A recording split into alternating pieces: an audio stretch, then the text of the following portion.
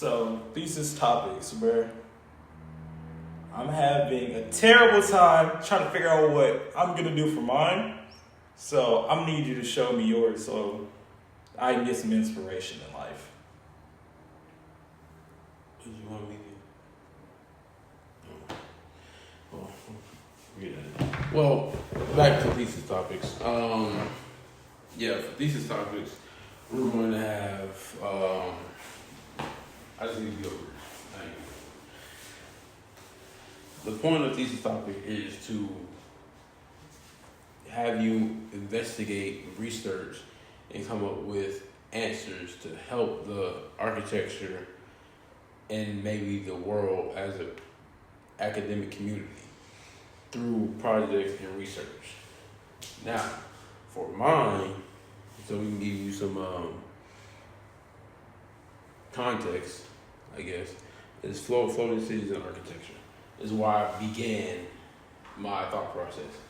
I was like, what do I really want to do in architecture? I want to do some stuff that's never been done before, is my goal personally. So I was like, let's start with floating architecture. Because obviously that's kind of new, and a lot of places use it, but not how I'm imagining floating architecture could be. Now, that was the only beginning. What I started with was, my thesis was floating cities should be the next step in architecture. This could combat sea level rise, environmental flooding, flooding damage. It would just avoid most of the water-based weather disasters that you mostly see in these big coastal cities that need more space. So they started building up with skyscrapers, but you can only do so much within so many square feet. But you could do more on water. The water is pretty much, it is classified as a desert. It's empty space, the surface of the water.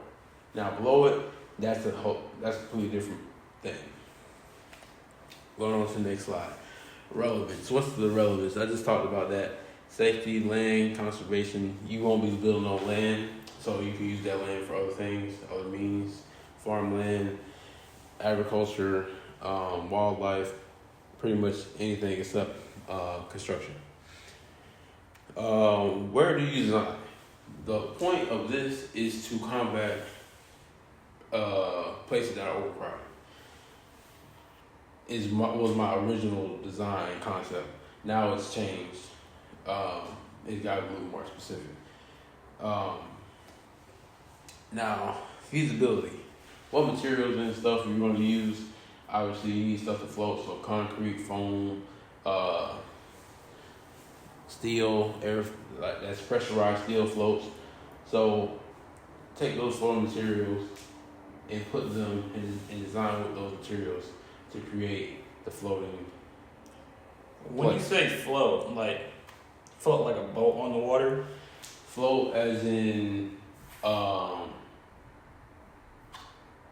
it literally just floats. It doesn't have. So you're not building. So I'm not building a yacht or a oil rig. It's a research facility that you live on. It's kind of like an oil rig, but it's not a yacht either.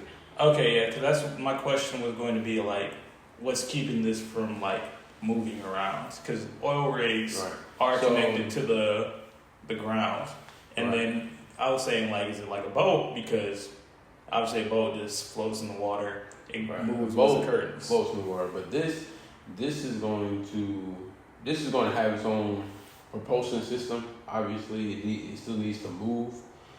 So it can move. So it's going to move, but it's going to be designed to stay in place once it's moved to its proper position. Did you come up with that idea to like help combat when there's like hurricane or like any natural disaster? Or so I designed this to combat natural man-made disasters. So, example, oil spills or those giant trash land masses in the ocean. People can't take the time to clean those or save those ecosystems because it's not feasible to have people out there living on a boat or close to an oil rig for months on end. But if I design a specific marine floating research facility that hosts scientists, volunteers, and cleanup crews to stay there while they do their job, while they clean up the ocean, while they save wildlife, that's going to be the payoff of this facility design.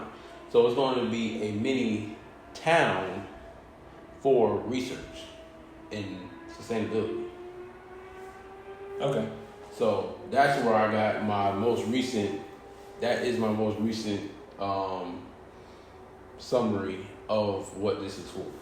So I see you go here at one of your slides. It says something about ethics. So what? Yeah. So one of the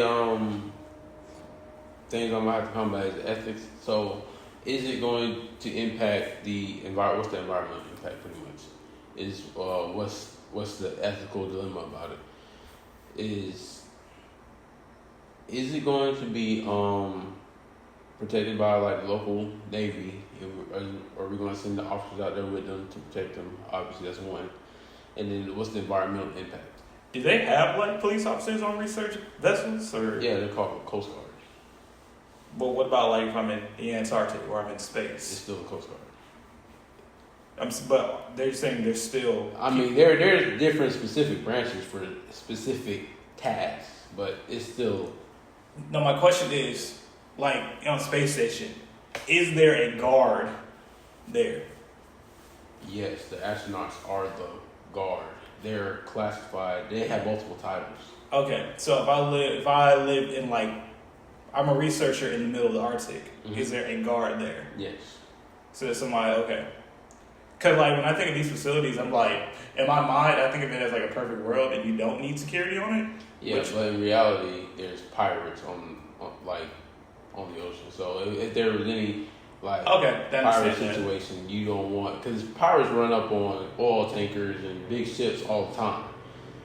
So you want to be able to have security for the researchers that's there. Okay, and you obviously, yeah. So then the second point is the environmental impact. Is what the facility is going to be made out of that floats, that touches the water, is that going to affect the wildlife around it? If it does, how deep is that impact? Is it going to overweigh the good you're going to do for the environment? Exactly. What is the balance? Or is there any risk at all? It might be net positive. Yeah, I can see something like that. Yeah. Because my thing with like, when I saw like, thinking about like the ethics of it, because at first, how I was seeing in my mind, it wasn't really like, and you definitely talked about this a little bit. It was more like a cover up for like man-made problems. Like, bear with me, because like when I say you're creating like a new mass to like combat sea level rise. Right. So in my mind, you basically said you're not trying to fix the problem. So I'm like, what's the ethical implications of that? Right. You're just preparing yourselves to like live with consequences that we created. So what message does that send? But then you also tie that back into, oh yeah, I can't do it. This isn't really addressing sea level rise, but it is trying to help with like pollution made by like water pollution, like you said, with cleaning up for trash. So I'm like, maybe it does balance out in the end. Right. And as I designed it now, it's not a rich oasis on the water. It's not designed for people to go live out there. It's designed, well, it is. It's designed for it's designed for work. It's not a leisure facility. So, when you put it like that, so what's the difference? So, what's the difference between this and like a nice boat then? Like, the difference between this and a nice boat is you're going to have a long-term stay here. For example, people that work on oil rigs, they don't go out there. They don't commute back and forth between that. They stay out there for like 3 to 6 months. Now, when you live somewhere for 3 to 6 months, no matter where it is on Earth, you want to have certain creature amenities that you enjoy to help your sanity and overall morale of people that's working in that environment.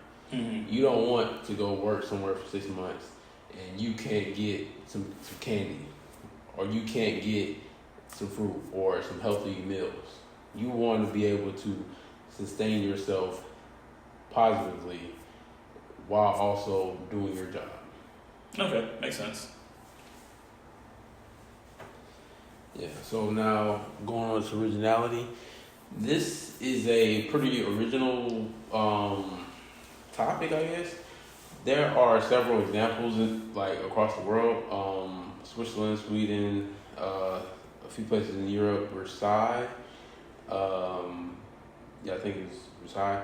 Where all these places live on the water. Now, they may be attached to land or they may be stationary. For example, I'm pretty sure it's Versailles. I'm not 100% sure. Yeah, it's Venice. Venice. Those buildings are all on super deep wooden piles that come up straight from the bed of the ocean or the lake, wherever it's positioned. Along the Mediterranean. Yeah. So those buildings have been there forever. They literally just sit there. Now, the most common transportation is literally by boat in those type of cities. And in other cities in Europe, I forgot the name of them, but it was overcrowding and people started living in their boats. And people even started renting out rooms on their boats for people to stay in. So, for long-term goals, it could be a solution for overcrowding and climate change. But for the most recent, for the immediate payoff is research, global cleanup, and environmental sustainability. And now, since we have a leap in technology going towards clean energy, this entire facility would be sustainably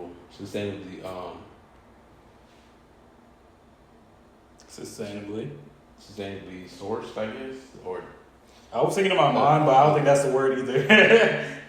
Sustainably powered. Yeah, so you could have like a branch of the facility go off and become a solar farm, or then you have another part of it that's a wind farm, and then you could have a pack of fancy batteries that can take and store all that energy, and then you could just apply all that into the facility itself. So in this facility, what are you going to have? You're going to have living spaces, you're going to have community spaces, but it's going to be mostly dedicated to work. So you go, for example, on a lot of Navy vessels, there's a Starbucks and there are normal stores and stuff like that on those vessels. It's soldiers working there, but it's still a amenity for people that live and work on those vessels. So they literally train people at Starbucks, and those soldiers work at the Starbucks on the ship. You can have the same situation here. You can just it won't be as security driven. So you can have a normal Starbucks come out and set up their own shop within the structure, and then through that you could have a normal life. You could wake up, go get your Starbucks in the morning, and walk around towards your whatever your lab you're assigned to, and do your research. Now maybe after hours you can go for a swim or whatever you feel like is necessary. Yeah, so we're coming up on 15 minutes. So I think we covered most of it. Hopefully this gave y'all a lot of information, or what do you call it? Inspiration for your own theses. And yeah, appreciate the listen. All right, so